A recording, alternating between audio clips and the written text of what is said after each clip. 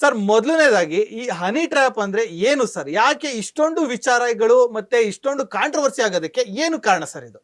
Honey trap ಅಂತ ಹೇಳಿದ್ರೆ ಇದು ಒಂದು ಬಲೆ. ಬಿಕಾಸ್ ಏನಂತ ಹೇಳಿದ್ರೆ ಮೇಲ್ ವೀಕ್ನೆಸ್ಸನ್ನು ಉಪಯೋಗಿಸ್ಕೊಂಡು ಅವರನ್ನು ಆ ಬಲೆಗೆ ಬೀಳಿಸ್ಕೊಂಡು ಅವರಿಂದ ಏನು ಕೆಲಸ ಮಾಡಿಸ್ಕೊಬೇಕು ಆ ಕೆಲಸನ ಮಾಡಿಸ್ಕೊಳ್ಳೋದು ಬೈ ಸೆಡ್ಯೂಸಿಂಗ್ ಲಸ್ಟ್ ಆರ್ ಸೆಕ್ಸ್. ಇದು ಇವತ್ತು ನೆನ್ನೆದು ಅಂತಲ್ಲ.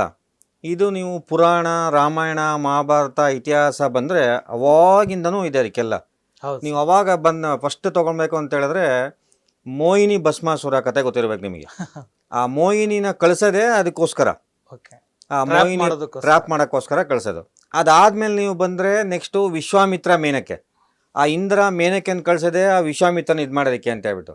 ಹಾಗೆ ನೀವು ಇತಿಹಾಸದಲ್ಲಿ ಬಂದರೆ ಬೇಕಾದಷ್ಟು ಜನ ರಾಜರು, ಮಹಾರಾಜರು ಇವರೆಲ್ಲ ಕೆಲವೆಲ್ಲ ತಮ್ಮ ಈ ರಾಜರ ಒಂದು ಇದನ್ನು ಕಳ್ಕೊಂಡಿದ್ದೇ because of this honey trap. ಇದರಲ್ಲ ಆ ಟ್ರ್ಯಾಪಲ್ಲಿ ಬಿದ್ದಿರೋದ್ರಿಂದ